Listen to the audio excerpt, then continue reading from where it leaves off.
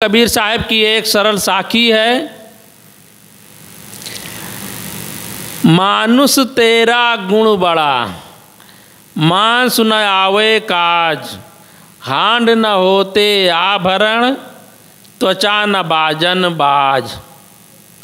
सदगुरु कबीर साहब कहते हैं,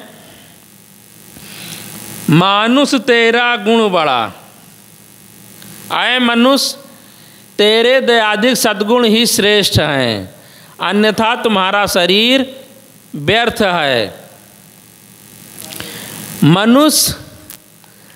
मनुष्य की विशेषता उसके उत्तम विचारों में है। यदि मनुष्य अपने जीवन में मानवीय सद्गुणों का विकास नहीं किया तो पशुओं से भी खराब है, गया गुजरा है। पशु अपने जीवन काल में और मरने के बाद एक दूसरे की सेवा में लग जाता है, लेकिन साहब कहते हैं मानुष तेरा गुण बड़ा, ऐ मनुष्य तेरे सद्गुणों की ही विशेषता है। पशु देखिए, पशु के बाल भी काम में आ जाते हैं, हड्डी भी काम आ जाता है और चाम भी काम में आ जाता है, लेकिन मनुष्य एक ऐसा प्राणी है जो जीते जी उसने अपने जीवन में दान धर्म दया परोपकार सद्गुण आदि नहीं एकत्रित किया तो पशुओं से भी खराब है। अभी साहब कहते हैं पशु के सभी अंग काम में आ जाते हैं, लेकिन मनुष्य का कोई भी अंग प्रत्यंग किसी काम में नहीं आता है मर जाने के बाद। क्यों? मनुष्य यदि अपने जीवन में मानवीय सद्गुणों का विकास नहीं किया तो इसलिए हमें अपने अंदर में मानवीय सद्गुणों का विकास करना चाहिए। हमें एक दूसरे के प्रति सेवा का भावना होना चाहिए, परोपकार करना चाहिए। हम परोपकार क्या करते हैं, कहीं कुछ किसी का थोड़ा सा सहयोग कर दिए तो हजारों लोगों से कहते फिरते हैं हमने अमुक आदमी का ये काम कर दिया, ये काम करवा दिया। वह इसी के अहंकार में घूमते फिरते हैं। पशु जब दूसरे की फसल को चरता है और उसका पेट भर जाता है तो फसल चरना छोड़ देता है, लेकिन मनुष्य एक ऐसा प्राणी है, मनुष्य एक ऐसा प्राणी है जिसका पेट भरा रहने पर भी वो दूसरे के घर चोरी करता है, डाका डालता है, राजनी करता है, राग द्वेष करता है, छल कपट करता है। पशु कि जो स्वाभाविक कर्म है वही कर्म करता है, इसलिए उनके नए कर्म बंधन नहीं बनते हैं। लेकिन मनुष्य ऐसा प्राणी है जो कि वो अपने कर्मों के द्वारा नया नया कर्म बंधन बनाता जाता है। चोरी करता है तो उसका पाप तो भोगना ही पड़ेगा। एक दिन बच गए, 2 दिन बच गए, लेकिन कभी न कभी चोरी तो खुल ही जाती है। नित्य प्रति चोरी करते रहते हैं तो चोरी में पकड़े जाते हैं, पकड़ लिए जाते हैं तो पुलिस के हवाले किए जाते हैं। पुलिस पकड़ कर ले जाती है तो मारती है, पीटती है। यदि नहीं पुलिस मारती है तो जो लोग पकड़ते हैं, जिसके द्वारा पकड़े जाते हैं, वह लोग ही उस चोर की पिटाई करते हैं। तो इस प्रकार से हमें सजाएं मिलती रहती हैं। तो साहब कहते हैं, मानुष तेरा गुण बड़ा, मांस न आवे काज, हांड न होते आभरण, त्वचा न बाजन बाज। आए मनुष्य, तेरे दयाधिक सद्गुण ही श्रेष्ठ हैं। मनुष्य पशु के जो स्वाभाविक कर्म हैं, वह ही वार्षिक, तिमाही, छमाही आदि यौन संबंध करते हैं। लेकिन मनुष्य यदि विवेक से काम ना ले तो 12 महीना पागल बना रहता है। तो इसलिए साहब कहते हैं, हमें संयम की ज़रूरत है, हमें विवेक करने की ज़रूरत है। मनुष्य, पशु को देखिए, शमशान में उन्हें छोड़ दीजिए, बांध दीजिए, बैल को शमशान में बांध दीजिए तो आराम से रहते हैं। लेकिन मनुष्य को शमशान में यदि रख दो तो वो भयभीत हो जाता, कहीं भूत प्रेत ना पकड़ ले। हमें समझना चाहिए कि भूत प्रेत की कोई खान नहीं होए, भूत प्रेत की कोई खान नहीं होती। यदि भूत प्रेत की खान होती तो वह हमें दिखाई देते, हमारे नज़रों के सामने पड़ते।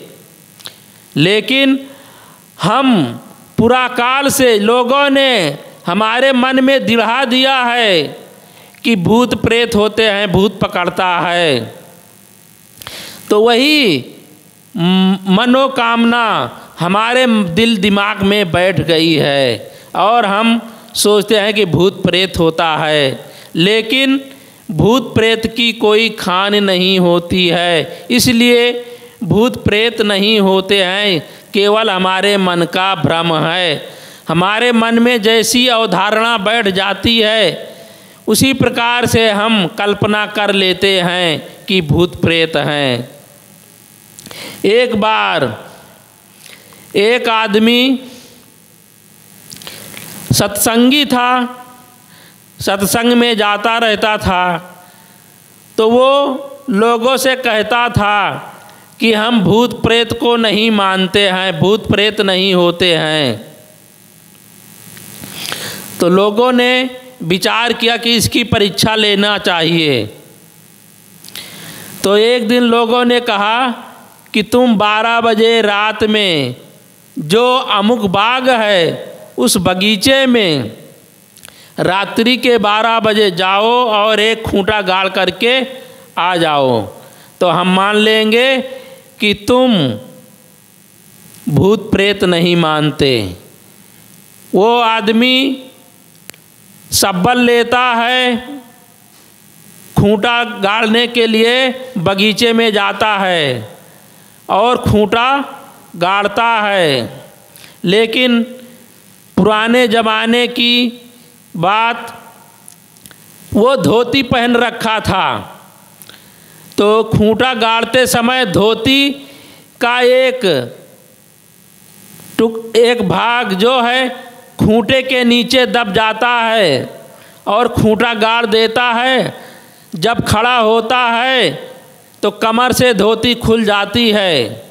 अब उसके मन में धारणा बैठ जाती है कि भूत ने हमें पकड़ लिया है। अब उसके अंदर में ऐसी भावना हो गई कि भूत ने हमारी धोती को पकड़ रखा है। वो घर आता है और बीमार पड़ जाता है, उसे बुखार हो जाता है, शरीर कंपन करने लगता है। यह एक वैज्ञानिक तथ्य है कि यदि हम ठंडी के दिनों में एहसास करें कि हमें ठंडी नहीं बल्कि गर्मी लग रही है, तो आपका शरीर गर्म का एहसास करेगा। और गर्मी के दिनों में एहसास करें कि हमें ठंडी लग रही है तो आपका शरीर ठंडा हो जाएगा, ठंड महसूस होगा। ये वैज्ञानिक तथ्य है। ठीक उसी प्रकार से वो आदमी घर पर आता है तो वो उसके शरीर में कंपन है, बुखार हो जाता है। उसकी पत्नी जाती है और गांव वालों से, पड़ोसियों से बताती है कि उनकी ऐसी स्थिति हो गई है। तो पड़ोस वाले सब आते हैं तो कहते हैं चलो दिखाओ खूंटा कहाँ पर गाड़े हो, कैसे क्या किए हो। जाते हैं, टार्च लेके जाते हैं तो देखते हैं तो खूंटा के नीचे धोती गड़ी है। तो उन लोगों ने समझाया कि देखो भूत ने तुम्हारी धोती नहीं पकड़ा है, तुम्हारे भूलवश, अज्ञानवश तुम्हारी धोती खूंटे के नीचे गड़ गई है, इसलिए ये दब गई है, इसलिए तुम्हारे कमर से धोती खुल गई है।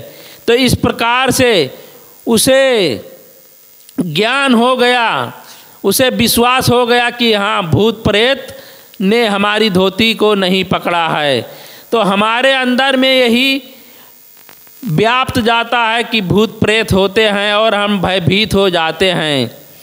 तो साहब कहते हैं मानुष तेरा गुण बड़ा, ऐ मनुष्य तेरे दयादिक सद्गुण ही श्रेष्ठ है, अन्यथा तुम्हारा शरीर व्यर्थ है।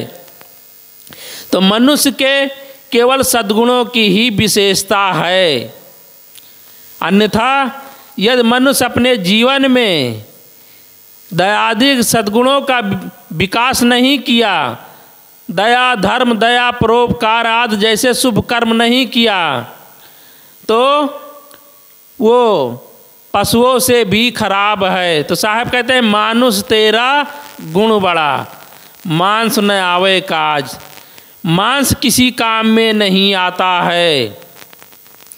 क्या आज तक मर जाने के बाद मनुष्य का मांस किसी काम में आया? क्या उसका चाम के बाजे बनकर बजे?